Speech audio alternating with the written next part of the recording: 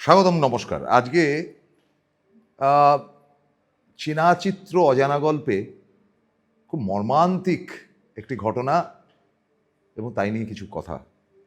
আপনারা তো বুঝতেই পাচ্ছেন যে এই সপ্তাহে মর্মান্তিক যে ঘটনাটি ঘটেছে তা একেবারেই রাহুল অরুণোদয় বন্দ্যোপাধ্যায় নামের এক যুবক অভিনেতা, তার জলে ডুবে মৃত্যু। এবং কেন এই মৃত্যুটা হলো, কি বৃত্তান্ত, তাই নিয়ে অনেক ঘাটাঘাটি গত 3-4 দিন ধরে। আজ শুক্রবার, অলমোস্ট অনেকগুলো দিন চলে গেছে। রহস্যময়। এই রহস্য ভেদ করে অন্দরে প্রবেশ করা কিন্তু খুবই কঠিন। এবং রাহুলের এই মৃত্যু, এর আগেও আমরা দেখেছি যে অ্যাক্সিডেন্টে এক অভিনেতার মৃত্যু হয়েছে, রাহুলদের সিনিয়র। আমার মনে পড়ছে আমাদের ছেলেবেলায় এক অভিনেত্রী, যিনি থিয়েটারের অভিনেত্রী, এবং বলাই বাহুল্য যে গ্রুপ থিয়েটারের তৃপ্তি মিত্রের পরেই যার নামটা চলে আসতো, সেই কেয়া চক্রবর্তীর মৃত্যুও হয়েছিল কিন্তু জলে ডুবে। সেটাও রহস্যই ছিল। সেটা যে শেষ পর্যন্ত কি হলো, কেন হলো, তা কিন্তু আর পরে আমরা জানতে পারিনি। রুদ্রপ্রসাদ সেনগুপ্তের স্ত্রী ছিলেন নান্দিকার গ্রুপের অন্যতম অভিনেত্রী। তো এই রাহুলের মৃত্যুর ঠিক আগেই এরকম ধরনের একটি মৃত্যুর ঘটনা আমরা বেশ কয়েক মাস আগে শুনেছিলাম, বা বছরের আগে। সেটা হচ্ছে জুবিন গার্গ। এবং জুবিন গার্গ আসামের ছেলে, সারা ভারতের বিভিন্ন ভাষায় গান ইত্যাদি করেছে, বাংলাতে তো করেছে। এবং এই রাহুলেরই ছবি চিরদিনই তুমি যে আমার, যেটা তার প্রথম দিকের হিট ছবি, মানে রাহুলকে চিনিয়েছে, তার গানটিও কিন্তু জুবিনেরই। জুবিনের মৃত্যুও কিন্তু রহস্যই থেকে গেছে। এবং অনেকেই বলে যে রাজনৈতিক কারণ টারণ, জানি না কি ঘটনা। রাহুলের ক্ষেত্রে রাজনৈতিক কোনো কারণের জায়গা নেই, এই কারণে যে রাহুল নিজে রাজনীতির সঙ্গে সরাসরি যুক্ত ছিলেন না, রাজনৈতিক সমর্থক ছিলেন, তিনি বামপন্থী রাজনীতি পছন্দ করতেন। কিন্তু রাহুলের সম্বন্ধে কিছু বলতে গেলে তার অভিনয় জীবনটা নিয়ে কিছুটা বলতে তো হয়। দেখুন, আমি টু বি ভেরি ফ্র্যাঙ্ক, আমি গত 25-26 বছরে খুব কম সিনেমা দেখেছি, বাংলা হিন্দি যাই বলেন না কেন, দেখা হয়নি। এবং যা দেখেছি তা বাড়িতে বসে বড় টিভি স্ক্রিনে বসে দেখেছি, কিংবা মোবাইলে দেখেছি। হলে কবে গেছি আমি নিজেই ভুলে গেছি। কিন্তু আমার যেটা মনে হয়েছে, থিয়েটার আমি দেখেছি, থিয়েটার প্রচুর দেখেছি, থিয়েটার হলে গিয়ে রাহুলের থিয়েটারের অভিনয় কিন্তু আমার খুব ভালো লেগেছে। খুব ন্যাচারাল, মানে হয় না যে খুব একটা হই হই করে কথা বলা,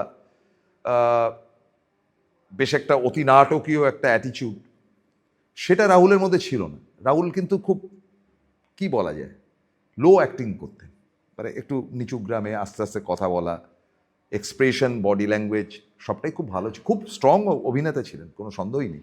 ইদানিংকালের অবশ্য বেশিরভাগ অভিনেতারাই বেশ ভালো, বলতে হয়। খুব একটা হইচই করা, চিৎকার চেঁচামেচি করা অভিনেতার আজকের দিনে কিন্তু পাওয়া যায় না।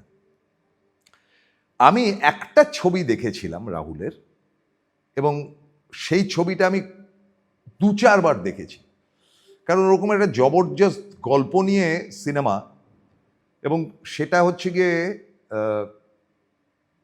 এমন কিছু অভিনেতা অভিনেত্রীরা কাজ করেছেন যারা বাংলা ছবির শীর্ষে থাকা, এবং সেটা হচ্ছে জুলফিকার, আমাদের সৃজিত মুখার্জির ছবি। সৃজিত একটা চ্যালেঞ্জ করে বাংলা ছবির যত টপ হিরো এবং টপ হিরোইনদেরকে সম্ভব সবাইকে প্রায় নিয়েছিলেন সেই ছবিতে। সবারই ছোট ছোট ছোট ছোট বা মিশ্রিত। এই ছবিতে নায়ক বলে আস্তে কিছু নেই, মানে সিন্ডিকেট বলে একটা গ্রুপ রয়েছে, সেই গ্রুপের মধ্যে অ্যান্টি সোশ্যালে ভর্তি, তাদের জীবন কাহিনী, তাদের মধ্যে মারামারি, এবং সকলেরই প্রায় ধ্বংসে। মানে আমি একটা অভূতপূর্ব একটা ঘটনা, এবং সেটা কলকাতার বুকেই। তাতে অভিনয় করেছেন প্রসেনজিৎ, তাতে অভিনয় করেছেন দেব, তারপরে এই রাহুল তো করেইছেন, তাতে অভিনয় করেছেন আরও অনেক তাবড় শিল্পী যারা আজকের বাংলা ছবির এস্টাবলিশড। তাতে নুসরত জাহান, এরকম অনেকেই ছিলেন। তো সেখানে এই রাহুলের একটা ছোট্ট চরিত্র ছিল, ছোট চরিত্র মানে সারা ছবি জুড়েই তিনি ছিলেন, বেশিক্ষণ নয়।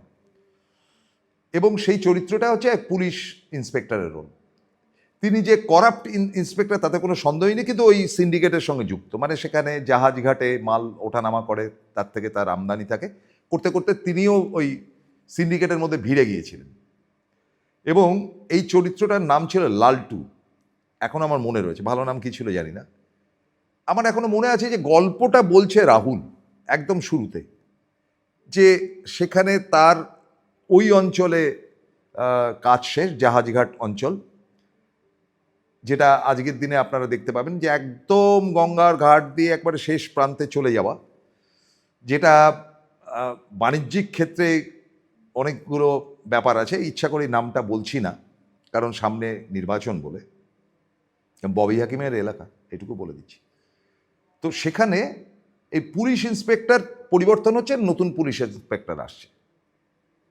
তো এই যে পরিবর্তনটা হচ্ছে, তিনি গল্পটা বলছেন যে এখানে এই হয়েছিল, এই হয়েছিল, এই হয়েছিল, এই হয়েছিল। আর মাঝে মাঝে সিগারেট খাচ্ছেন, কাকে বলে এই একটু লেবু চা নিয়ে আয়, বেশি পাকামি করলে কিন্তু চর খাবি।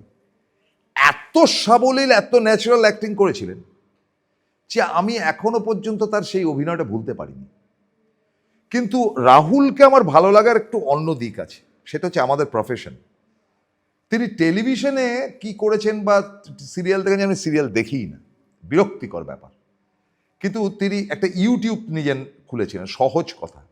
রাহুল তার প্রথম নায়িকা প্রিয়াঙ্কার সঙ্গে তার প্রেম ছিল, ওই সিনেমা করতে করতে প্রেম হয়েছিল।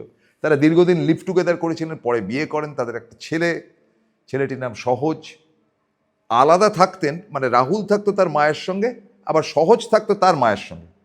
কখনো কখনো রাহুল গিয়ে তার বউয়ের সঙ্গে খানিকটা সময় কাটিয়ে আসছেন, মার সঙ্গে, যেটা জানতে পেরেছি।